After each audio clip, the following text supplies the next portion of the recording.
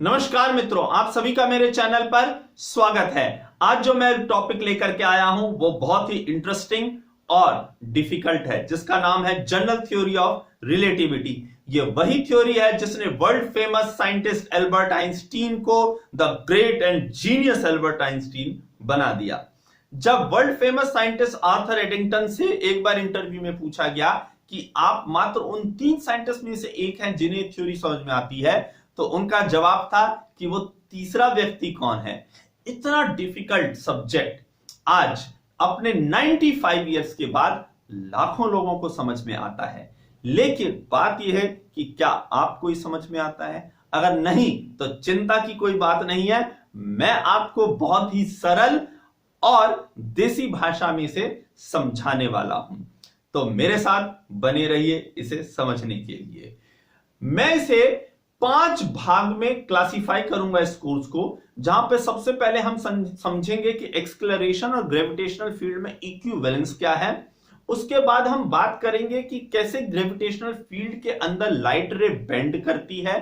फिर हमें जरूरत पड़ेगी समझने की कि कर्वेचर ऑफ स्पेस टाइम होता क्या है और यह कैसे वर्क करता है। फिर हम मीट्रिक टेंसर्स की बात करेंगे और टेंसर्स को समझेंगे। जितनी हमें जरूरत है इस थ्योरी के अंदर उतनी हम समझेंगे, लेकिन उसका भी कंटेंट अच्छा खासा है। हम चाहे जितना भी उसे कम करके समझने की कोशिश करें, जितनी हमें जरूरत है उतनी समझने की कोशिश करेंगे, लेकिन फिर भी वो बहुत ज्यादा होगा।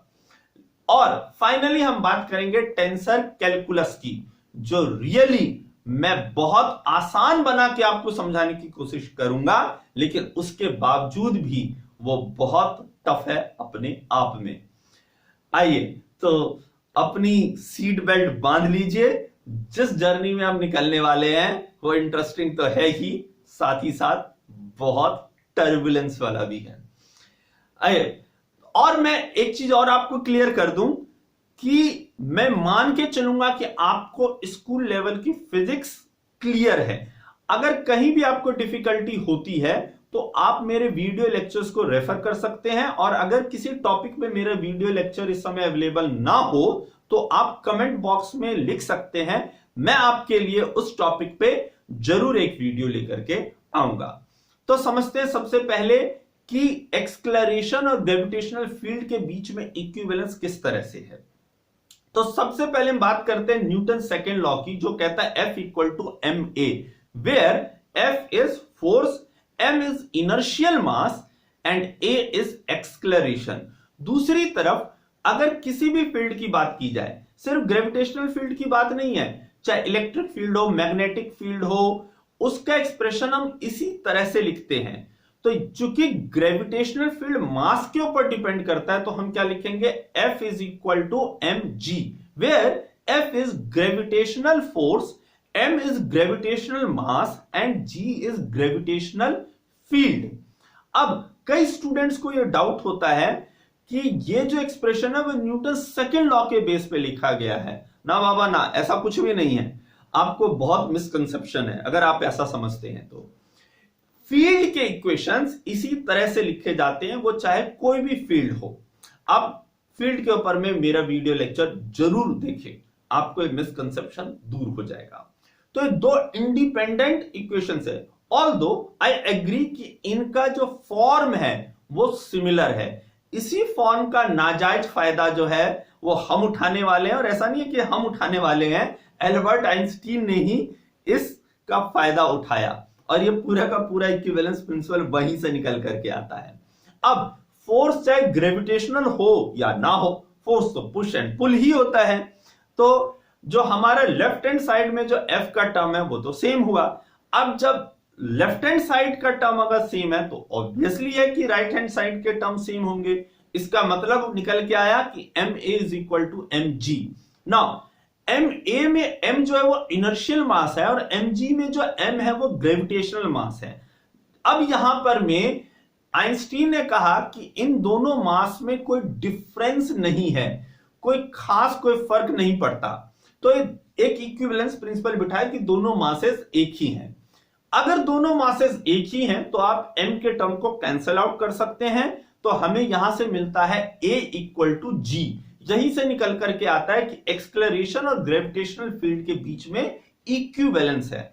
आइए सिर्फ फिजिकली समझते हैं कि इसका फिजिकली सिग्निफिकेंस क्या है, इसका क्या कंसेप्ट का मतलब निकल के आया। तो चलते हैं, एक एलिवेटर में आपको बिठा दिया जाता है और ये एलिवेटर जो है वो अंतरिक्ष में है। अंतरिक्ष भी हमारा खास है। हाइपोथेटिकली हम मान लेते हैं कि कोई अर्थ, मून, सन, कोई स्टार, कोई प्लेनेट नियर बाय, कोई मास, किसी तरह की कोई चीज नहीं है। ठीक है, आप और सिर्फ आपका स्वैग है इस एलिवेटर के अंदर। ठीक है, एक क्वाइन भी है आपके पॉकेट में जिसे आप निकाल करके आप अपने हाथ में रख लीजिए। ये क्वाइन ही बहुत इंपॉर्टेंट है जिसे हम नोटिस करने वाले हैं, राइट। तो ये क्वाइन ही आपका स्वैग है। ओके, तो अब जब कुछ भी नहीं है, सिर्फ आप हैं एक एलिवेटर के अंदर, ये जो रेड बॉक्स में मैं सिग्निफाई कर रहा हूं वो एक एलिवेटर है। ग्रीन कलर में आप इस एलिवेटर के अंदर खड़े हैं और ब्लू कलर में आपका क्वाइन आपके हाथ में है, राइट। अब मैं मान के चलता हूं कि मैं जो हूं वो इनर्शियल फ्रेम ऑफ रेफरेंस में हूं, बाहर कहीं इनर्शियल फ्रेम ऑफ रेफरेंस में बैठा हुआ हूं। इनर्शियल फ्रेम ऑफ रेफरेंस क्या है, मैं बहुत ब्रीफली आपको समझा दूं। ये वो फ्रेम ऑफ रेफरेंस है जिसके ऊपर में बाहर से किसी तरह का कोई फोर्स अप्लाई नहीं होने वाला, राइट। या तो मैं रेस्ट पे हूं या यूनिफॉर्म मोशन में मूव कर रहा हूं। मेन पॉइंट यह है कि मेरे ऊपर किसी भी तरह का कोई फोर्स अप्लाई नहीं होता है, मैं एक्सक्लरेट नहीं कर रहा हूं, दैट्स इट, राइट। और मैं ऑब्जर्व करूं किसी दूसरे को, राइट। अब मेन मुद्दा तो यह है कि मैं आपके एलिवेटर को एक्सक्लरेट कराऊंगा और उस टाइम देखूंगा कि आपके साथ हो क्या रहा है। यह मेन चीज है ऑब्जर्वेशन का। लेकिन वहां पहुंचे तो स्टेप बाय स्टेप पहुंचते हैं, एक एक करके समझते हैं, समझने में आसानी होगी। तो सबसे पहले मैं मान लेता हूं कि आपका जो एलिवेटर है वो रेस्ट पे है, वो मूव नहीं कर रहा। किसके रेफरेंस में? मेरे रेफरेंस में। मैं इनर्शियल फ्रेम ऑफ रेफरेंस पे अपनी एक चेयर लगा के बैठा हुआ हूं, मैं ऑब्जर्व कर रहा हूं, राइट। अब उस केस में क्या हुआ कि आपने कॉइन को ड्रॉप किया। जब आपने कॉइन को ड्रॉप किया तो वो कॉइन कहां जाएगा? नीचे गिरेगा? नहीं। अच्छा, बहुत लोगों को कंफ्यूजन हो सकता है, क्यों? क्योंकि उनका डे टू डे एक्सपीरियंस है कि चीजें नीचे गिरती हैं। नहीं भाई, ऐसा नहीं है। वो इसलिए नीचे गिर रही है क्योंकि आप धरती पे, और धरती के पास ग्रेविटेशनल पुल है जो हर चीज को अपनी तरफ खींच रही है। मैंने मान लिया है कि आप एक निरीह अंतरिक्ष में हैं, कुछ भी नहीं है, सिर्फ आप हैं और आपका स्वैग है, राइट ना। तो उस केस में अगर आप कॉइन को अगर ड्रॉप करते हैं तो वो कॉइन कहां मूव करेगी? कहीं नहीं जाएगी, वहीं की वहीं नजर आएगी। किसको नजर आएगी? मुझे, जो इनर्शियल फ्रेम ऑफ रेफरेंस पे है, साथ ही साथ आपको भी जो उसके अंदर है, राइट ना। तो ये था पहला केस। दूसरा केस, अब हमने क्या किया, आपके एलिवेटर को मूव कराया, राइट। अब अंतरिक्ष में अप डाउन जैसा तो कोई डायरेक्शन तो होता नहीं है, लेकिन चूंकि मैं उसको बोर्ड पे रेफर कर रहा हूं तो मैं यूज कर सकता हूं इस डायरेक्शन को। आप इस पर्टिकुलर डायरेक्शन में मूव कर रहे हैं तो मैं उसको कह दूं कि अप डायरेक्शन, राइट ना। अब आप उसके अंदर हैं और ये uniform motion means uniform velocity के साथ आप इस पर्टिकुलर अपवर्ड डायरेक्शन में आपका एलिवेटर मूव कर रहा है। अब आपने क्या किया, अगेन उस कॉइन को ड्रॉप किया। ड्रॉप किया तो वो कैसा दिखेगा, कहां जाता हुआ दिखेगा? अब मैं इनर्शियल फ्रेम ऑफ रेफरेंस पे हूं, अगर मैं उसको ऑब्जर्व करूं तो मुझे क्या नजर आएगा कि वो वर्टिकली अप जा रहा है। क्यों जा रहा है? क्योंकि आपका पूरा का पूरा एलिवेटर ऊपर की तरफ मूव कर रहा है। जब एलिवेटर ऊपर की तरफ मूव कर रहा है तो उसके साथ साथ आप भी ऊपर की तरफ मूव कर रहे हैं, आपका कॉइन भी ऊपर की तरफ मूव कर रहा है, राइट ना। आपको क्या नजर आएगा उसके अंदर? आपको नजर यह आएगा कि वो कॉइन वहीं का वहीं है। क्यों? क्योंकि एलिवेटर के साथ आप भी मूव कर रहे हैं, कॉइन भी मूव कर रहा है, तो आपके लिए कॉइन वहीं का वहीं बना हुआ है, ना नीचे गिरा ना ऊपर गया। जरूर मेरे लिए वो कॉइन ऊपर जा रहा है क्योंकि सारी चीजें ऊपर जा रही हैं, ठीक है। यहां तक भी सब कुछ क्लियर है ना। अब आते हैं अपने तीसरे केस पे, जो अपना मेन केस है। अब आपके एलिवेटर को एक्सक्लरेट करा दिया गया। कहां एक्सक्लरेट करा दिया गया? सेम उसी डायरेक्शन में, राइट, अब वर्टिकली अप। अब आपने क्या किया, अगेन अपने कॉइन को ड्रॉप किया। अब यह खास बात है कि क्या नजर आने वाला है। अगर मैं उस कॉइन को देखूं जो इनर्शियल फ्रेम ऑफ रेफरेंस पे है, अब मुझे वो कॉइन जो है वो क्या दिखेगा, वो दिखेगा रेस्ट पे। लेकिन आपको वो कॉइन क्या नजर आएगा, आपको वो कॉइन नजर आएगा कि वो कॉइन जो है वो नीचे की तरफ गिर रहा है, ड्रॉप हो रहा है। और कैसा ड्रॉप हो रहा है, एक्सलरेट करता हुआ ड्रॉप हो रहा है। अब ये खास बात है। ये क्यों होता है, ये आप जो मैंने स्पेस इज रिलेटिव है उस वीडियो लेक्चर को आप रेफर कर सकते हैं, आपको क्लियर होगा ना। अब ये सिचुएशन समझ में है कि अगर एलिवेटर एक्सलरेट हो रहा है ऊपर की तरफ, तो आपको क्या नजर आएगा कि कॉइन जो है वो नीचे की तरफ ड्रॉप हो रहा है विद पर्टिकुलर एक्सलरेशन, राइट। अब दूसरी खास बात इसमें यह है कि ये आपका पूरा का पूरा जो एलिवेटर है वो एक्सलरेट हो रहा है, बाहर वाला तो दिख रहा है, वो तो समझ रहा है, ठीक है। अब आपको कैसे पता कि आपका एलिवेटर एक्सलरेट कर रहा है, मेन बात यह है कि जो रिलेटिविटी के ऊपर जो मैंने पूरा का पूरा एक वीडियो सीरीज बनाया था जहां पे स्पेस टाइम मास रिलेटिव समझाए थे, मुद्दा यह है कि जो ऑब्जर्वर होता है ना वो अपने आप को रेस्ट पे ही मान के चलता है, उसके लिए पूरी दुनिया मूव कर रही है लेकिन वो रेस्ट पे है। अब इसी तरह से चूंकि मैं अपनी बात कर रहा हूं तो मैंने मान लिया कि मैं तो इनर्शियल फ्रेम ऑफ रेफरेंस हूं, राइट। अब सारी चीजें घूम रही हैं, आप एलिवेटर में बैठ करके आप घूम रहे हैं इसी तरह से, चूंकि लेकिन आपके लिए क्या है, आप क्या मानेंगे कि भाई आप तो रेस्ट में हैं, बाकी चीजें मूव कर रही होंगी, तो आपके लिए आप तो एक्सलरेट नहीं कर रहे, लेकिन आपको एक खास बात नजर आई कि ये जो कॉइन है वो नीचे की तरफ ड्रॉप हुआ है और विद सर्टेन एक्सलरेशन, ठीक है। यहां तक एक बात है। अब दूसरी बात है कि इस एलिवेटर को एक्सलरेट नहीं कराया जा रहा, अब किसी प्लेनेट के ऊपर, मान लीजिए अर्थ है, वहां पर में रख दिया जाए। अब अगर ये भाई साहब जो कि आप ही हैं, वो अगर कॉइन को ड्रॉप करते हैं तो ये जो प्लेनेट है, अब ये जो कर्व देख रहे हैं ना, ये प्लेनेट का सरफेस रिप्रेजेंट कर रहा है, ये क्या करेगा, उसको पुल करेगा। पुल करने पे क्या नजर आता है, ये आपका डे टू डे एक्सपीरियंस है। मान लीजिए ये सरफेस अर्थ का ही सरफेस है, तो क्या होगा, ये नीचे की तरफ ड्रॉप होगा विद सर्टेन एक्सलरेशन। अगर अर्थ की बात है तो 9.8 मीटर पर सेकेंड स्क्वायर के साथ।